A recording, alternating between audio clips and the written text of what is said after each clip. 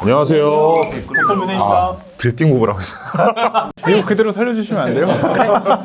안녕하세요. 댓글 부대입니다.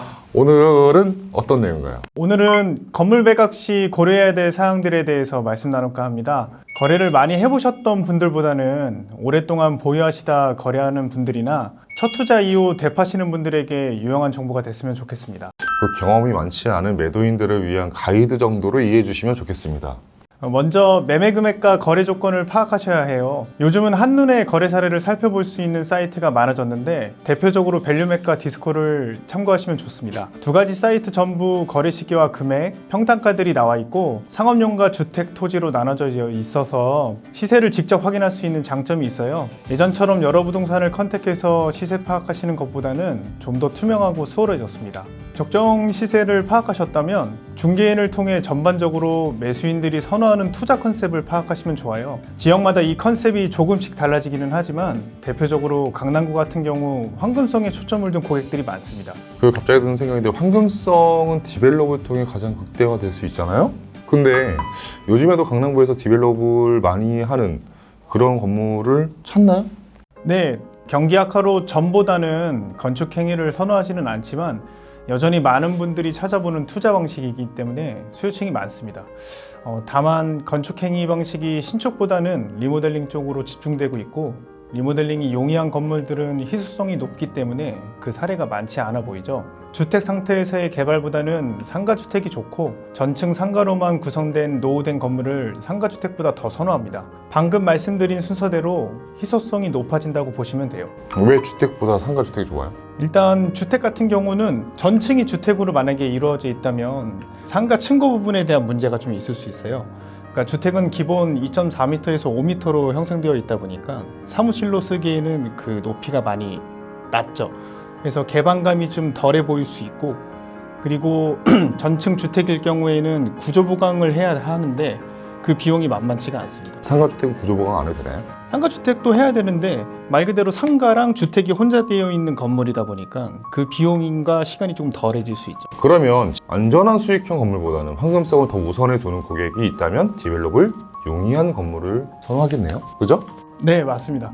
내 건물이 디벨롭이 용이한 건물인지 그리고 용이하다면 얼마나 희소성이 짙은 건물인지 파악하실 수 있고 이에 따라 거래 조건을 계획해 보실 수 있는 거죠. 실제 매수인들의 성향과 흐름에 맞춰서 금액과 조건을 계획해 본다면 단순히 호가로 내어둔 물건들을 보다는 거래 속도가 빨라지겠어요. 네, 맞습니다.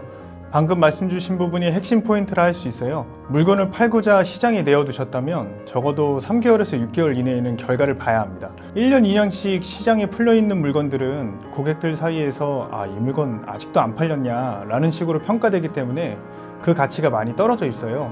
중개사들 사이에선 샘플링으로 활용될 소지가 많아서 소유주 입장에서 썩 좋은 방향은 아닙니다. 거래하기로 마음 먹으셨다면 실제로 검토될 수 있는 조건을 만들어 주셔야 매수자들이 깊게 검토할 수 있으니 꼭 한번 참고해 주셨으면 좋겠어요. 매매 금액과 흐름 등을 어느 정도 파악해 보셨다면 내가 팔고자 하는 이유와 건물 특징에 따른 세부 조건 등을 명확히 하는 것이 중요합니다. 보통 실제 거래를 원하시는 분들은 매각 후 곧바로 매입하기 위한 재투자 계획이 있고 양도세 체크도 금액별로 체크하신 경우가 많아요. 그리고 상속이나 개인적인 사정으로 인해 시장에 내어둔 건물들도 각각의 상황에 따라 거래 조건, 금액 등을 달리 하셔야 합니다. 상속 물건 같은 경우는 개시일로부터 6개월 이내 거래하셔야 하는데 세금 감당이 어렵거나 연부, 연납까지 고려 안 한 분들은 인근에 나와 있는 경쟁 물건들처럼 여유 있게 진행하기는 좀 어렵습니다. 좀 더 적극적으로 움직이셔야 하고 최근 팔린 사례는 잘 참고하시되 내 건물의 특징을 먼저 파악해 보시고 왜 팔고자 하는지 생각해 보신다면 중개인을 통해 매수인과 원만히 소통하실 수 있습니다. 다음은 거래 조건을 계획하셔야 합니다. 명도, 용도 변경, 리스백, 대금 지급 방법 등을 고민하셔야 하는데 보통 명도는 중개인들 전화 받아보신 분들이 계시면 매도인 책임 명도 조건이라는 건가요? 라는 질문을 많이 받아보셨을 건데 이 부분이 거래 속도를 내에 있어 핵심적인 부분이 될 수도 있습니다. 귀찮음을 떠안는 거라 생각하실 수도 있지만 명도는 수익률 개선과 디벨롭을 위한 선행되어야 하는 조건이기에 매수인들이 가장 먼저 확인하는 조건이고 명도가 선행되지 않는 건물이라면 검토하는 데 있어서 좀 어려움이 있습니다.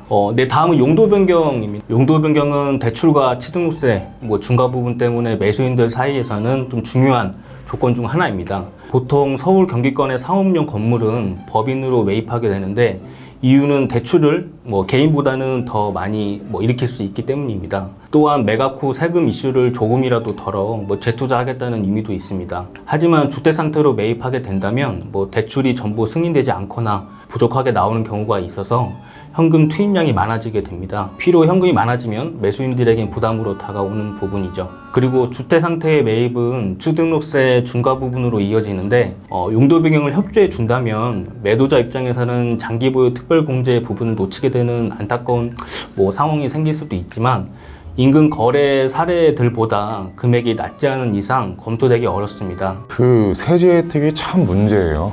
그죠? 그래서 강남에 지금 오랫동안 보유하신 분들이 매각을 못 하시는 너무 그런 안타까운 사례가 있습니다. 네, 맞습니다. 빨리 바뀌어야 될 것 같아요.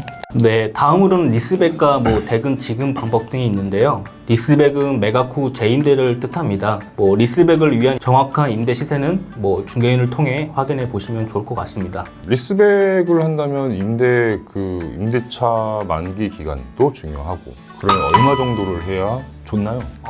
사실 딱 정확히 정해진 건 없지만 리스백 조건의 건물을 검토한 매수인이라면 안정적인 투자 수익형 건물을 고려했을 테니 최소 2년에서는 많게는 5년까지 임대차 계약을 고려해 보시면 좋을 것 같습니다. 고려할 수 있다면 거래 속도가 더 빨라질 테고 진성 매수인이 검토할 확률이 높아질 수 있습니다. 또 수익률이 뒷받침되어 신규 법인이나 개인이 검토했을 경우 대출에 있어 좀 더 유리합니다. 실질적으로 매수자 니즈도 맞추고 대출도 유리하다면 희소성 높은 건물이 될 겁니다. 금액 관련해서는 어떻게 지급을 해야 좋을까요? 대금은 크게 세 가지로 나뉩니다. 계약금, 중도금, 잔금. 현장에서는 선호되는 지급 방식은 계약금 10%에 잔금 90%입니다. 중도금이 있을 경우에는 매수인의 필요 현금량이 그만큼 많아지기 때문에 실질적으로 매수자분 입장에서는 부담스러울 수 있죠. 그래서 보통 계약금 10%에 잔금 90%의 형태로 대금 지급 방식으로 계약이 많이 진행되고 있긴 합니다. 또 중도금을 치른 경우 매수자의 기책 사유로 잔금이 미지급될 경우 계약 해제를 할 수가 없습니다. 앞선 영상에서 말씀드린 내용이지만 계약금을 몰수하고 해제하면 그만인 계약을 소송으로 끌고 가야 하는 번거로움이 생길 수도 있습니다. 물론 계약의 형태에 따라서 또 잔금 기간에 따라서 중도금이 필요할 수도 있고, 아니면 매도인이 협조를 하셔서 중도금 없이도 할 수 있잖아요. 그렇죠? 물론 이제 일반적으로 계약금 10%, 잔금 90%가 일반적인 형태인데 잘 조율을 해야겠죠. 마지막으로 세금 이슈에 대해서 한번 살펴볼게요.